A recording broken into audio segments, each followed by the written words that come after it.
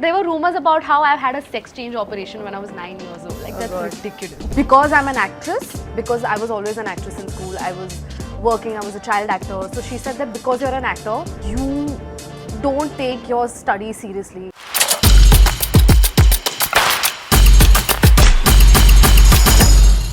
We're breaking rules. The question is, what rules are we breaking? Welcome to the show. Thank you so much for having me here. So let's ask you, what rules do you break, Ahsaas? You know, can I be very honest? Luckily, I've grown in an environment where I had rules, but those rules made sense to me. So I'm not much of a rule breaker when it comes to like the basic things. But I think because this question had me thinking, what rules have I broken? I've broken very, ऐसा like mummy ने बोला ये नहीं करना, फिर भी कर दिया, like probably lied to my mother and went somewhere else, bunked school, bunked college. But the one rule that I can properly remember is when I was in 10th standard, I stood up for myself in front of a teacher because to me she was being unfair. And because we are always told that, you know, teachers are always right and whatever they say is right, and no matter what they say, you can't stand up for yourself. She was being a little unreasonable and she was just not, she said something that did not make sense to me. She said that I was, because I'm an actress, because I was always an actress in school, I was working, I was a child actor. So she said that because you're an actor, you don't take your studies seriously and you will grow up to become an actor and you don't have to worry about studies. I don't properly remember, but something that was not true, and she had like a weird judgment about me. So I stood up in front of her, which I think is sort of a rule that, you know, I thought I broke. Yeah, very standing cool. up for myself. So tell me, why did that annoy you? Because I feel like, you know, when you are a child actor and when you're in school, everything around you changes at such a young age. And even though I was like, all my other teachers were really nice to me, my principal was very cooperative. I used to miss lots of studies in school because I was also working at the same time. And my principal and teachers and all my friends were very cooperative for me to like catch up on studies and catch up on everything that I've missed.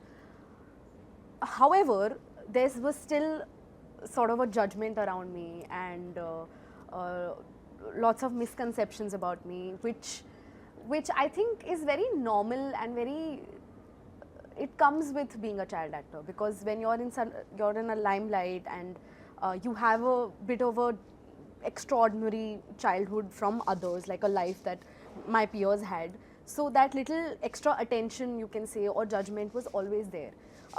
It didn't bother me as much, but yes, like when I felt like something's wrong, I would stand up against it. And yeah, I mean, it was just like I had a very extraordinary childhood, so I had to like adapt to it and deal with it. So yeah. So tell me something, when we look at teachers, right, we always think of them as these role models. Is that why it bothered you that there was somebody who was stereotyping your existence? Yeah, I mean, she had a sheer wrong judgment about me. Yes, I was a very average student, and but even though I missed out on a lot of days of school, I still caught up, I still worked really hard. I used to study on set, and my mom made sure that I am completing my education and I'm doing everything that a child my age does. Despite being a child actor, I did not miss out on anything else. Yeah. So when I'm working that hard and I know that studies is as important, going to school is as important, and if somebody just completely you know, disregards you for it, I feel like that just bothered me a little bit. And then I was like, no ma'am, you're wrong. I mean, I'm really working hard and I am not showing you any sort of attitude.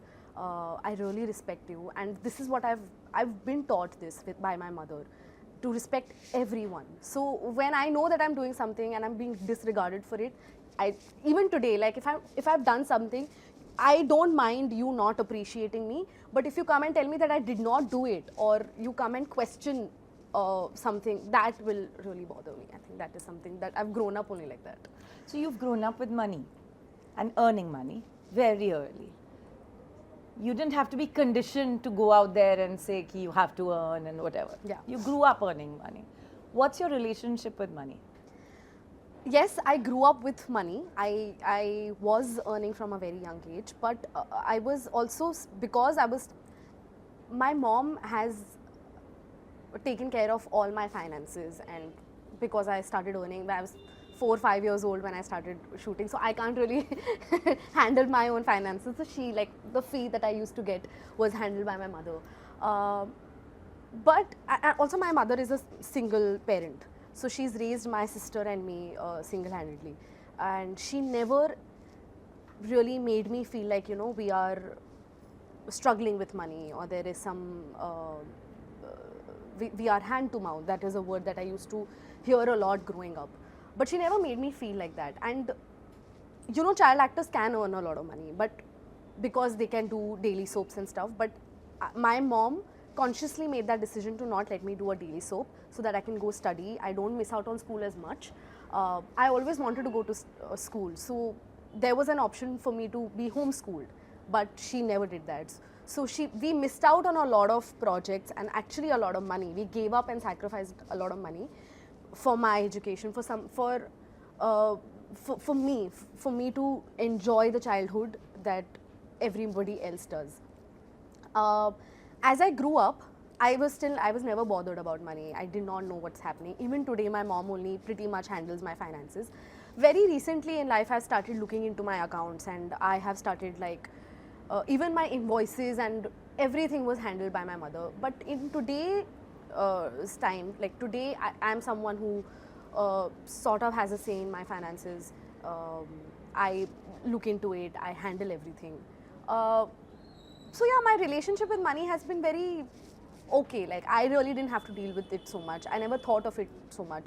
But now I think about it. Like, saving money is something that I think about it. Like, my mom has always asked me to save money, save money. So it has always, like, subconsciously, that saving money has always been there. But now, because I understand everything and because I'm looking into my finances, so I get it. So now I am also understanding investments and mutual funds and stocks, and also buying a house, so understanding all of that. So yeah, and now is the time I'm actually, like, figuring things out. So growing up with a single mom raising 2 girls, what were the tensions all about? What were the things that you noticed then, perhaps appreciated in hindsight? What was your upbringing like? I think I really appreciate the fact that my mom never let me feel the absence of a father. Even today, like, I don't feel an absence of a father. Like, my dad is very much in touch with me, but growing up he wasn't with us. But she gave me the love, the attention, and everything that a dad can give. So that was never felt. Because she was also a single parent, she was the winner of the house, single breadwinner of the house growing up. Again, like I said, never made us feel like we are not so well to do, or we are hand to mouth. She was the one who put me into acting, and it's been my passion always. Similarly with my sister, she did everything she wanted. Her education, her music classes, everything, like all her courses, everything was taken care of. So just growing up, my mother has been my biggest inspiration, and I see how strong she is. Tension, I don't think there was any sort of tension, honestly, like, touch wood. Did society ever come across to you as one that questioned the choices your mum made early in life? It's not easy to be a child actor, you know, I mean, it takes a toll. Again, my mother never let it come to me, let it reach to me at all. There were lots of controversies about how I was playing a boy when I was little. And everybody questioned the fact that why am I playing a boy when I'm a girl. All these things, I mean, like, this is everything was faced by my mother, and she never let it reach to me. I was just happy being on set, doing whatever I wanted, because acting has always been my passion. I really enjoyed being on set. for like a 6-7-year-old to constantly be like, why am I not on set? Why koi shoot nahi aa raha hai? Because I really loved it. Even today, I've grown up loving my work. I've grown up being on set. So I've always enjoyed it, and she just let me be. But yes, the fact that like people really like pointed fingers at her for making me act like a boy, and there were bizarre questions about, does she even know she's a girl, and why are you making her? There were rumors about how I've had a sex change operation when I was 9 years old. Like, that's ridiculous. So like all these things I have found out now in my 20s when I read old articles and I'm like, this is ridiculous. How can people say this? And all of this was faced by my mother. And the fact that I did not even know about this, like even when I was 17, 18, I was still like, I had the brains to understand all of this, but still I did not know all of this is happening. So you were you were old enough to understand that you were playing a boy. Oh yes. And so what prompted your choices and what made you play that role? What did that role do to you in your life? So I was 4 years old when I auditioned for my first film called Ahsaas Channa.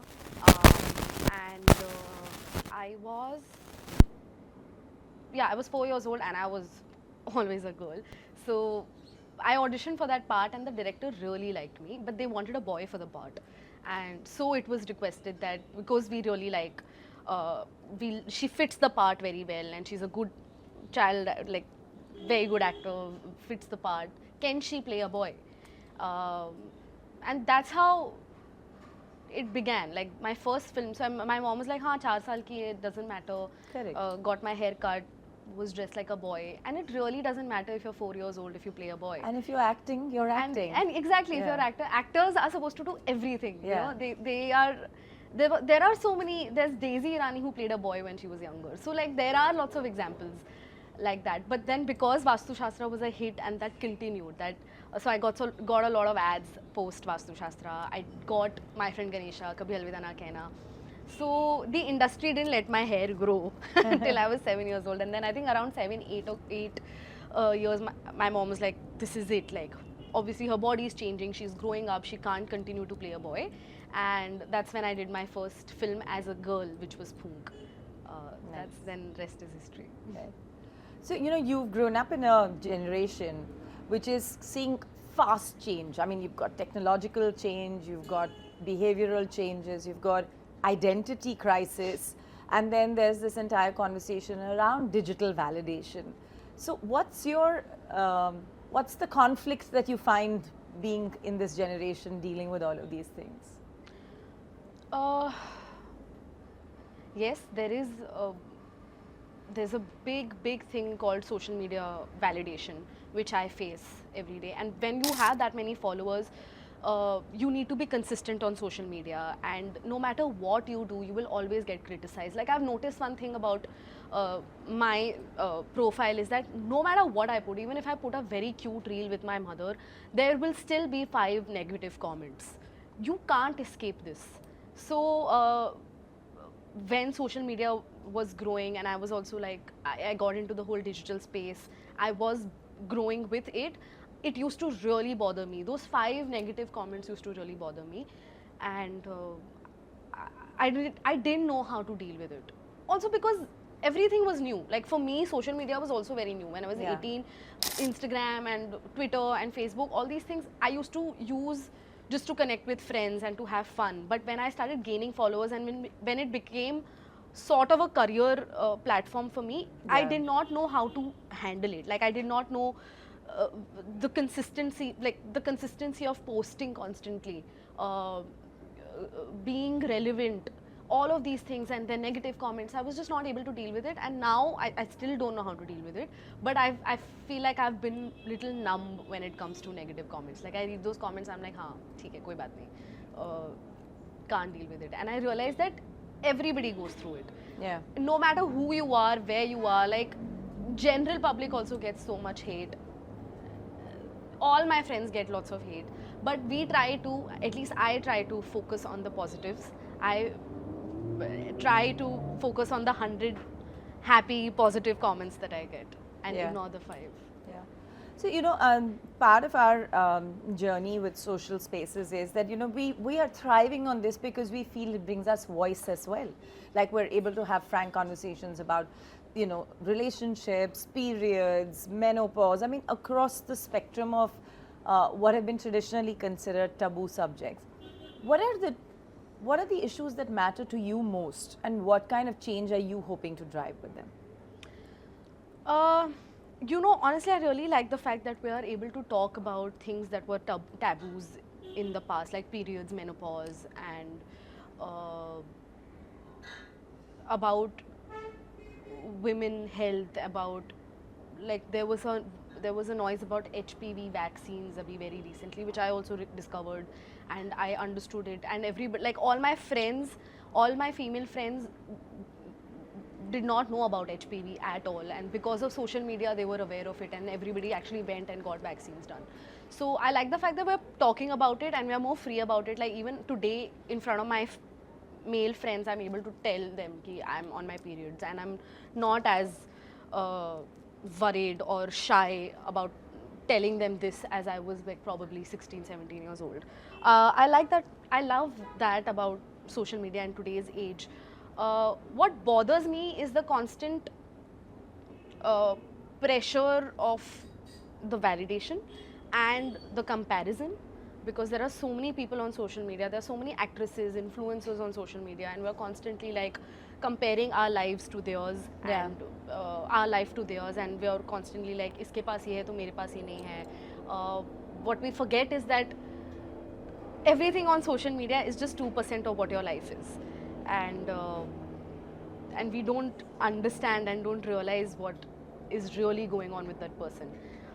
So I think that is what bothers me. I feel like people need to be more authentic on social media and talk more about the real problems, and yes, talking about the glorified things and talking about the nice things is good, but also talk about what's really going on, so that so that you're telling people that what your life is very similar to ours. Like the problems that you are facing, we are also facing it. So yeah, that is what I try to do. So it's interesting you say that, because there was a time when actors were expected to just do that, act. Now if an actor doesn't speak up or doesn't have an opinion, the society and the following and your fandom will have an opinion that you don't have an opinion. Yes. So when you think about that, does that seem like you have to carry the burden of too much, or are you very proactively excited about being out there and speaking on issues? Yes, when you're an actor or an influencer, or you have that many followers, when people look up to you, follow you, you are supposed to be very responsible of the things that you're firstly posting on social media, and you need to speak about the issues that matter to you. Like I spoke very religiously about the Kolkata case. Because I really wanted to speak about it. But then there are a lot of other issues that I am not very familiar, I don't have that knowledge, and I don't want to, I don't really find it necessary to speak about. So I try to stay away from them, but the issues that I feel like are very important to me, and I know enough about it, I have enough knowledge about it, and I can have an opinion which will make a change, bit of a change, at least 0.5% of a change. I try to speak about it as much. But yes, there is a lot of responsibility on actors to have an opinion about things, because they have that kind of following. And today, because we live in a social media driven world, everything depends on social media. Yeah. But I wonder, do you have to sometimes ask yourself then, and because when people start talking about social media, it turns out practically every other person is talking about mostly the same issues, right? How do you bring a sense of authenticity to what is being said as a person, and not just as somebody who has a following? You know what I'm trying to say? I think you need to figure that out. Like I always talk about it the way I want to. Like for me, just sharing a post is enough, because that post probably talks enough about the issue, and just me sharing it on my stories and it reaching my audience, I feel like that is enough for me. Like I will not actually have my own opinion, or I won't write paragraphs about it. my way of talking about an issue or spreading that problem is sharing those posts, sharing people's like Faye D'Souza's, or there are so many, like Nikhil Taneja really talks about issues, and he really articulates these things very well. I probably won't be able to articulate it that well the way others will, so I just try to like take those posts and post it on social media. That is how I talk about it. Got it. So just let's zoom out a little bit when and go back in time. When you were growing up, what was your first period experience like? It was really funny. I actually got it on set when I think I was shooting for some ad. I don't remember where, but I remember I got it on set. So, and I was luckily with my mother, and my mother had told me about periods and stuff. And I think I was 13, 14. I don't remember exactly when. I was 13, 14 years old when I got it, and I knew everything about it. So I was actually waiting for it, and I was prepared. So when it came, so I was not freaking out about it, and like everything was calm. I'm like, okay, this is it, this is happening, but it's on set. And later, much later in life, even today, I feel like I'm so happy that I got it on set, because I really love being on set, and I've grown up here, and I actually got my first period on set, like in a van. Yeah. So vanities are my second home. So it was like really nice, and my mom was there, and we called for a sanitary pad, and all of that happened. So it was just really nice. Yeah. So, you know, we see our moms growing up as moms, as these people who have so much to do and they look after us, etc. And then we grow up. And then we start seeing our moms as women. How is that realization struck you? Give an example of, let's say, what happened when, how do you see your mom now? I know moms are always moms, but we start seeing some part of them as women. My mom and I have always been very friendly with each other. Like, my mom is my best friend. Like, she shares everything with me. I share everything with her. So and you also, like, growing up, she also did not have that many friends in Mumbai, and I was the only one she used to speak to. My sister was always working, she was quite busy, and because my mom was always with me on set, she was everywhere with me, so we spent a lot of time with each other. So there was, I mean, because she's always been my friend and we have that kind of relationship where we tell each other everything, there was never like a specific moment, like a eureka moment where I realized, oh, she's not talking to me as a mother, she's talking to me, which is a little different, because I saw her, like I grew up seeing her, I grew up like her talking to me about things like about dad, or about a crush she probably had somewhere, or what upsets her, a fight she must have had with someone. So I think we share that kind of relationship where I've always felt like I'm able to like draw that line where she's being a woman and she's being a mother. Yeah. As a person, do you feel safe in India? And do you feel or second guess how you dress when you step out of the house? Touch wood.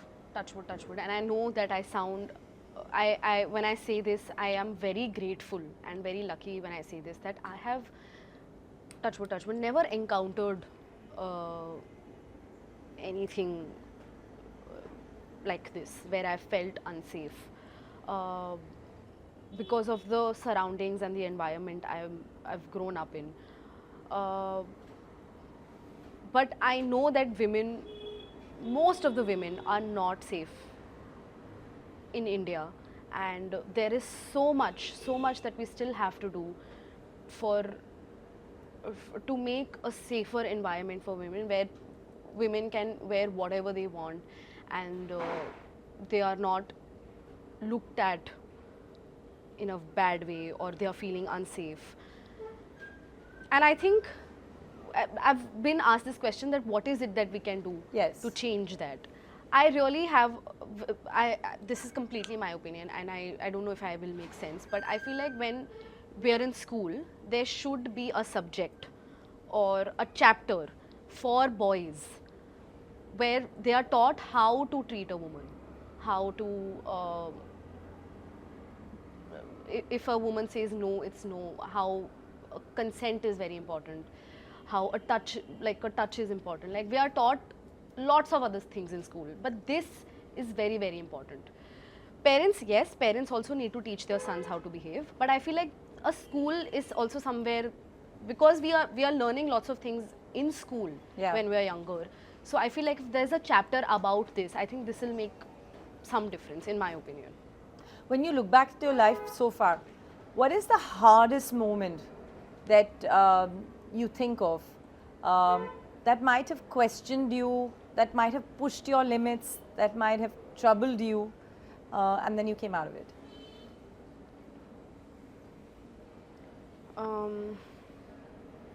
It could be personal or professional. It's probably, I had to take a break in 10th standard for my 10th boards from working. So I had to take that break because it was my 10th boards and it was really important to me. I had to score and I was always an average student. So taking that break from work, and because I've grown up working, even today when let's say I'm free for 3 days, I'm not able to enjoy downtime. I'm constantly like one day of not doing anything, or if I have a holiday or I'm not doing anything, I start freaking out. I start being anxious, okay, I'm not working. So, and it came on very early in my life. Like I was 15 when my 10th, I had to give my 10th boards, and those 6 months of me not working completely were really, really difficult. And I think that changed me as a person. And it was very early on in my life also, where I had to like not work for 6 months, only study. And but I think that really helped, because those 6 months also shaped me as a person I am today, and then and gave me an opportunity to step into the whole digital world and leave TV behind. So yeah, I think that is what is coming to my mind right now. No worries. Just one final question. That's about health, and I think a lot of people look up to you as somebody who is glamorous and who's in control of a career. But it would be nice for you to talk about how you manage your emotional and physical health. There's this misconception, I look after it in the 40s and the 50s. You know what I mean? Like the body that we have. So how do you do it? Last month I turned 25, and since then it's been a month, but I have taken crazy care of myself, because I know that now I'm in the middle of like I'm in my mid-20s, like I'm not in my early 20s, I'm not as young, I'm just growing, I'm going towards 30, I'm nearing 30. So I've started taking really, really good care of myself. I used to be very careless about health. I've started waking up at like 7 a.m. in the morning. I've started taking vitamins. I've started eating right, drinking lots of water, chia seeds, triphala, all these things I've started. I don't know how long this is going to last, but this is a phase that I'm really enjoying. But growing up, I have really, really struggled with my weight. And I am someone who gains weight very quickly. And because I'm an actress, I'm always like told to look a certain way, have a certain weight. You will not become a heroine if you are not size 1 or size 0. And it's fine. Like it doesn't bother me. What doesn't bother you? These comments about losing weight or looking a certain way. But don't you work hard at looking as per what they want? Correct. I work really hard. I work out a lot. I'm perpetually on a diet. I have very less cheat days because of my body, because of my metabolism, the way it is. I have very less cheat days, and when I have a cheat day, the next day I start regretting it. It's a constant struggle, I'll tell you, but it's fine. Like it doesn't bother me. The struggle, the hard work, and the pain doesn't bother me. It is what it is. Like I've realized because you want to do what you want to do. Because I want to do, and I enjoy it. And I am not advocating like constantly being thin, or if you don't want to, if you are comfortable in your body, please be. But for me, being in shape, eating right, working out is very important, and I enjoy it. So I'm okay with doing it. Great. Thanks very much for joining us. Thank you so much. I had a lovely conversation. Thanks. I'm so glad.